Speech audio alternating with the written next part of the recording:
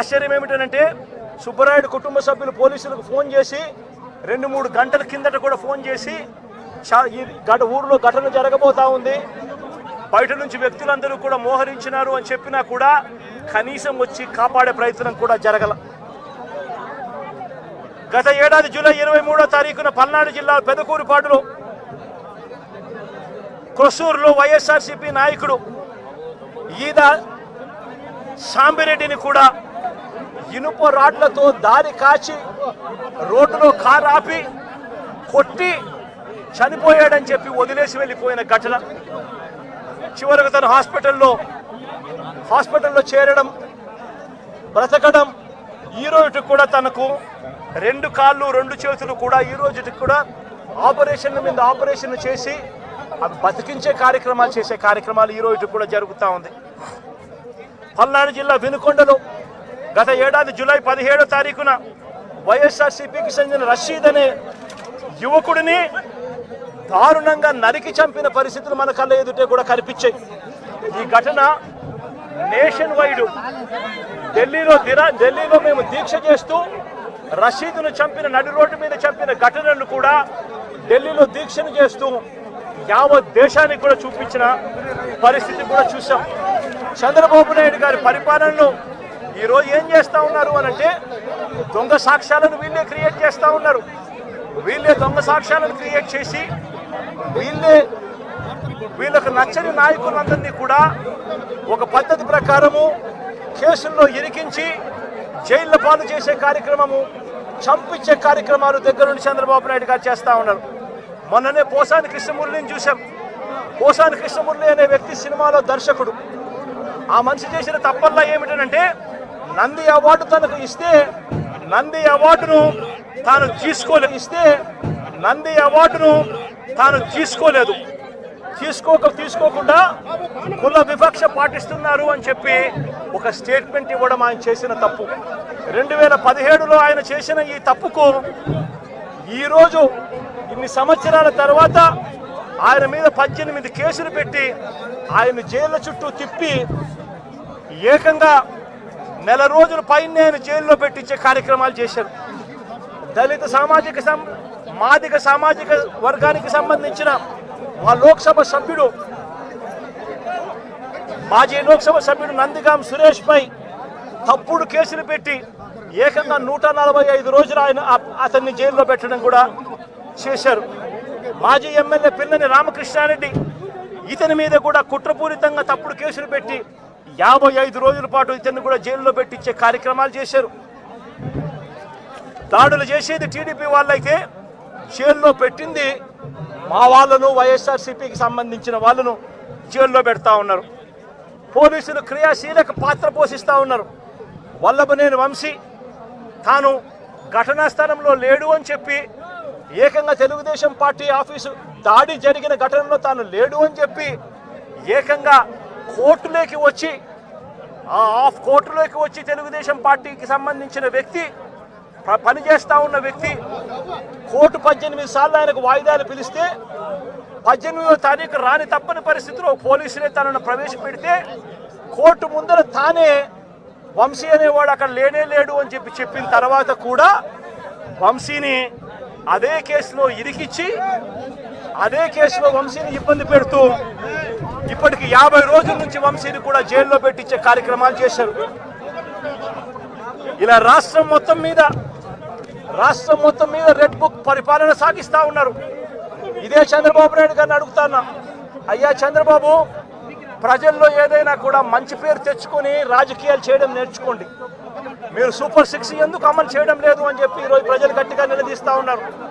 Super 7 హామీలను ఎందుకు అమలు చేయడం లేదు అని ప్రజలు మిమ్మల్ని గట్టిగా ప్రశ్నిస్తూ ఉన్నారు. ఇలాంటి ప్రశ్నించే సమయంలో ప్రజల గొంతు వినపడకూడదు అని చెప్పి రాష్ట్ర వ్యాప్తంగా రెడ్ బుక్ పాలన మీరు సాగిస్తూ వైఎస్ఆర్సీపీకి సంబంధించిన వాళ్ళు లేదా మీ సూపర్ 6ను మీ సూపర్ 7ను ఎందుకు అమలు చేయడం లేదు అని చెప్పి అడుగుతా ఉన్న ప్రజలను మీరు దయా దాక్షిణ్యం లేకుండా ఈ రకంగా ప్రతి చోట కూడా పోలీసులను ఉపయోగించుకుంటూ ఎమ్మెల్యేలందరినీ కూడా హింసను ప్రోత్సహించండి అని చెప్పి వాళ్ళందరినీ కూడా ఉసకొలుపుతూ రాష్ట్ర వ్యాప్తంగా కూడా మీరు చేస్తూ ఉన్న ఈ దౌర్జన్య కాండ త్వరలోనే ప్రజలు చూస్తూ ఉన్నారు, దేవుడు చూస్తూ ఉన్నాడు. ఖచ్చితంగా మీకు బుద్ధి చెప్పే పరిస్థితి త్వరలోనే వస్తుందని చెప్పి ఈ సందర్భంగా చంద్రబాబు నాయుడు గారికి గట్టిగా మందలిస్తూ చెప్తా ఉన్నా. అదే మాదిరిగా ఇంకొక విషయం కూడా చెప్తా ఉన్నా. అదే విధంగా ఇంకో విషయం కూడా చెప్తా ఉన్నా. ఇదే చంద్రబాబు నాయుడు గారికి చెప్తా ఉన్నా, ఇదే పోలీసులకు చెప్తా ఉన్నా. పోలీసులు ఎవరైతే చంద్రబాబు నాయుడు గారిని మెప్పు కోసం చంద్రబాబు నాయుడు గారి మెప్పు కోసం ఎవరైతే వాళ్ళ టోపీ మీద ఉన్న సింహాలకు సెల్యూట్ చేయకుండా చంద్రబాబు నాయుడు గారికి వాచ్మెన్ల కింద పనిచేస్తా ఉన్న ఆ ప్రతి పోలీస్ అధికారికి చెప్తా ఉన్నా, ఎల్లకాలం చంద్రబాబు నాయుడు గారి పరిపాలన సాగదు. చంద్రబాబు నాయుడు గారి పరిపాలన త్వరలోనే వస్తుంది. ప్రతి పోలీస్ అధికారికి కూడా చెప్తా ఉన్నా, మీ బట్టలు ఊడదీస్తామని చెప్పి ప్రతి పోలీస్ అధికారికి మీ యూనిఫామ్ తీస్తాం, చట్టం మిమ్మల్ని నిలబెడతాం, దోషులుగా మిమ్మల్ని నిలబెట్టి మీ యూనిఫామ్ తీయించి మీకు ఉద్యోగాలు లేకుండా చేస్తామని కూడా ఈ సందర్భంగా ఇప్పటికైనా చెప్తా ఉన్నా. ప్రతి పోలీస్ అధికారిలో కూడా మార్పు తెచ్చుకోండి. ఎల్లకాలం ఇదే పరిపాలన సాగదు. మీరు చేసిన ప్రతి పనికి కూడా వడ్డీతో సహా లెక్కేసి మిమ్మల్ని దోషులుగా నిలబెట్టి మీతో కక్కిచ్చే కార్యక్రమం ఖచ్చితంగా చేస్తామని చెప్పి కూడా ఈ సందర్భంగా ప్రతి పోలీస్ అధికారికి కూడా చెప్తా ఉన్నాం. ఈరోజు మేము ఎంత ట్రాన్స్పరెన్సీగా పనిచేస్తున్నామంటే, జగన్మోహన్ రెడ్డి నేను పలానా ఓకే సవాల్ వస్తేనే బెంగళూరు నుంచి వస్తావు, ఎక్కడైనా శవరాజకీయం చేయాలనుకుంటే బెంగళూరు నుంచి వస్తారు మీరు. ఎస్ కాదని చెప్పట్లేదే.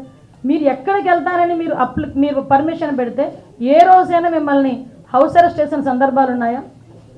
మీ నాయకులను ఎవరైనా హౌస్ అరెస్ట్ చేసిన సందర్భాలు ఉన్నాయా? ప్రివెంటివ్ అరెస్ట్లు ఏమైనా చేస్తున్నామా? పరదాలు ఏమైనా కడుతున్నామా? పోలీస్ బందోబస్తుల మధ్యలో మేము ఏమైనా వెళ్తున్నామా? ఒకసారి ఆలోచన చేయండి. ఇవన్నీ మేమంత ట్రాన్స్పరెన్సీగా ఒక ప్రతిపక్ష నాయకుడు కూడా కాదు, ఎక్స్ సీఎంకి ఇవ్వాల్సిన గౌరవం ఇచ్చి జెడ్+ సెక్యూరిటీ ఇచ్చి అంటే ఆయనకి ఇవ్వాల్సిన భద్రత కన్నా ఎక్కువ ఇచ్చి మేము పంపిస్తూ ఉంటే ఈరోజు బయటకు వచ్చి భద్రతా వైఫల్యం. ఎస్ నేను హోమ్ మినిస్టర్గా మాట్లాడుతున్నా. ఒకసారి భద్రతా వైఫల్యం అని మీరు మాట్లాడుతున్నారు, నేను చర్చకు సిద్ధంగా ఉన్నా. ఏ రకంగా భద్రతా వైఫల్యం అయిందో మీరు అక్కడికి వెళ్ళి ఎలా మాట్లాడుతున్నాడంటే జగన్మోహన్ రెడ్డి పోలీసులు బట్టలు ఊడదీస్తాం. నిజంగా దమ్మున్నవాడు ఎస్ఐ బయటకు వచ్చి, ఎస్ఐలు అదేవిధంగా మహిళా పోలీసులు కూడా బయటకు వచ్చి ఏ రకంగా మాట్లాడుతున్నారు అని ఒక ఎక్స్ సీఎంని నిలదీసే పరిస్థితి వచ్చిందంటే సిగ్గుపడాలి ఈరోజు జగన్మోహన్ రెడ్డి. ఎందుకు ఇలా మాట్లాడేనా అని సిగ్గుపడాలి. నిజంగానే అనిపించింది.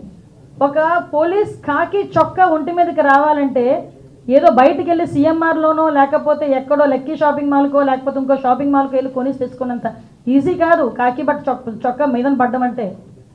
ఆ కాకి చొక్కా పోలీస్ కానిస్టేబుల్ దగ్గర నుంచి ఐపీఎస్ వరకు కాకి చొక్కా ఒంటి మీద పడాలంటే ఎగ్జామ్స్ రాసుకొని రన్నింగ్లు పాస్ అయ్యి వాళ్ళు బాడీ ఫిజికల్ ఫిట్నెస్కి వాళ్ళు పాస్ అయ్యి అదేవిధంగా ఇంటర్వ్యూలకి అటెండ్ అయ్యి కఠోరమైన శ్రమ చేస్తే తప్ప ఆ పోలీస్ చొక్కా ఒంటి మీదకి రాదు, ఆ కాకి చొక్కా ఒంటి మీదకి రాదు. అటువంటి కాకి చొక్కా నేను ఓడదీస్తాడట. అది కూడా ఒక ఎక్స్ సీఎం మాట్లాడే భాష ఏమిటో నాకు ఒక అర్థం కావట్లే. అందులో ఆడవాళ్ళు ఉన్నారు. అనంతపురం ఎస్పీ ఒక లేడీ, అనంతపురం డిఐజీ ఒక లేడీ, అక్కడ చాలామంది లేడీ పోలీస్ కానిస్టేబుల్స్ ఉన్నారు, లేడీ ఎస్ఐస్ ఉన్నారు. అలాంటి వాళ్ళ గురించి బట్టలు ఊడదీస్తాం అలాగే ఇలాగా మాట్లాడుతూ ఉంటే సిగ్గనిపించట్లేదా? సంస్కారమేనా అది? కనీసం ఒక సంస్కారంతో కూడిన మాట ఒక ఎక్స్ సీఎంగా మాట్లాడాలి అన్న ఇంగిత జ్ఞానం లేకుండా ఎక్కడికి వచ్చి మాట్లాడుతున్నాడు? ఇది ఒక విక్టిమ్ హౌస్ దగ్గరకు వచ్చి మాట్లాడే పరిస్థితులు. ఎవరి గురించి వెనకేసుకొస్తున్నాడు? ఒక పోసాని కృష్ణమురళి గురించి, ఒక నందిగాం సురేష్ గురించి వెనకేసుకొస్తున్నాడు. మేము ఈరోజు ఇందాక మేము చెప్పాం, ఎమ్మెల్యేలు ఎంపీల గురించే మాట్లాడాం. నిజంగా ఈరోజు చెప్తే కార్యకర్తలు కానీ అదేవిధంగా ఇంచుమించుగా చూస్తే దగ్గర మామూలు సామాన్య ప్రజల మీద కానీ వాళ్ళు పెట్టిన కేసులు ఇవన్నీ కోకొల్లలు ఉన్నాయి. కొన్ని వేల కేసులు ఉన్నాయి, మామూలు కొన్ని వేల కేసులు. జగన్మోహన్ రెడ్డి హయాంలో 5 సంవత్సరాల్లో దగ్గర దగ్గర 2826 హత్యలు జరిగినాయి. నిజంగా నేను అంటున్నాను జగన్మోహన్ రెడ్డితో, జగన్మోహన్ రెడ్డి నీ హయాంలో 2800 పైచీలకు హత్యలు జరిగినాయి. వీళ్ళందరి దగ్గరికి కూడా నువ్వు వెళ్తానన్నా కూడా మేము విత్ ప్రొటెక్షన్ పంపిస్తాం, వెళ్ళు, మేమేం కాదని చెప్పట్లేదు. వాళ్ళందరి దగ్గరికి వెళ్ళి పరామర్శించే దమ్ముందా నీకు? అలాంటిది ఈరోజు బయటకు వచ్చి నోటుకు వచ్చినట్టు మాట్లాడతాడు. కార్మూర్ నాగేశ్వరరావు, అది గూండావో తెలియదు, ఒక ఎక్స్ఎమ్మెల్యే తెలియదు, ఒక రౌడీ షీటరో తెలియదు, బయటకు వచ్చి వాళ్ళ గవర్నమెంట్ వచ్చిద్దట, వచ్చిన తర్వాతట గుంటూరు నుంచి బయట ఉన్న అవతల ఉన్న వాళ్ళందరినీ నరికేస్తాడట, గుంటూరు నుంచి చివరితలు ఉన్న వాళ్ళందరినీ బయటికి తీసుకొచ్చి తంతాడట. అది ఆయన వాళ్ళ కార్యకర్తల మీటింగ్లో మాట్లాడే పరిస్థితి. అంటే నేనేమంటానంటే జగన్మోహన్ రెడ్డి ఇలాంటి వాళ్ళందరూ బలం అనుకుంటున్నాడు, కానీ ఇలాంటి వాళ్ళందరూ ఏదో బల్లెల్ లాంటి వాళ్ళు అనమాట. లాస్ట్ 151 సీట్లు ప్రజలందరూ ఇస్తే మీరు ఇలాంటి పనులు చేసే 11కి దిగారు. ఈరోజు మళ్ళీ నోటికి అద్దు అదుపు లేకుండా ఇలాగే మాట్లాడితే ఆ 11కి కూడా కన్నం పడే పరిస్థితి కనిపించే పరిస్థితి మనందరికీ కూడా కనిపిస్తుంది. అది జగన్మోహన్ రెడ్డికి అర్థం కావట్లా. ఒకటి మేము చెప్తున్నామండి, ఈరోజు శాంతి భద్రతల విషయంలోనే కానీ, ముఖ్యంగా ఎక్కడా కూడా ఫ్యాక్షన్ రాజకీయాలు లేకుండా చూడటంలో కానీ, ప్రజలకు ఎవరికి ఇబ్బంది లేకుండా చూడటంలో కానీ మేమందరం కూడా చిత్తశుద్ధితో పనిచేస్తున్నాం. ముఖ్యంగా పోలీస్ డిపార్ట్మెంట్ గురించి మాట్లాడేటప్పుడు ఒక్కసారి మనస్సాక్షితో ఆలోచించుకోవాలి. వాళ్ళ ఇంట్లో ఆడబిడ్డల్ని, వాళ్ళ ఇంట్లోని ఉన్న మహిళల్ని ఇంట్లో పెట్టి బయటకు వచ్చి అదే మహిళల ప్రొటెక్షన్ గురించి, అదే మహిళల ఆడబిడ్డల ప్రొటెక్షన్ గురించి వాళ్ళు 24 గంటలు కష్టపడతారు. ఈరోజు వాళ్ళ ఇంట్లోని తల్లిదండ్రులు హాస్పిటల్లో ఉన్నారా, వాళ్ళ ఇంట్లో తల్లిదండ్రుల ఆరోగ్యం బాగుందా, వాళ్ళకి ఏం చూడాలనేది కూడా పక్కన పెట్టి డ్యూటీ విషయంలో 24 గంటలు 48 గంటలు అయితే 48 గంటలు కూడా నుంచొని ప్రజల భద్రత గురించి, రాష్ట్ర భద్రత గురించి నుంచొని ఉద్యోగాలు చేసే పరిస్థితులు కనిపిస్తూ ఉన్నాయి. అలాంటి వాళ్ళని గురించి మాట్లాడేటప్పుడు కొంచెం మనం సెన్స్తో మాట్లాడితే ప్రజలు యాక్సెప్ట్ చేస్తారు. ఒక్కసారి అది కూడా ఆలోచన చేసుకోమని జగన్మోహన్ రెడ్డి గారికి చెప్తూ, పోలీస్ డిపార్ట్మెంట్ మీద అదేవిధంగా ప్రజల్ని రెచ్చగొట్టే విధంగా, శాంతి భద్రతలకి భంగం వాటిల్లే విధంగా ఎవరైనా మాట్లాడినా, సోషల్ మీడియాలో పోస్టులు పెట్టినా కంపల్సరీగా తగిన చర్యలు తీసుకుంటామని మీ అందరికీ తెలియజేసుకోవటం.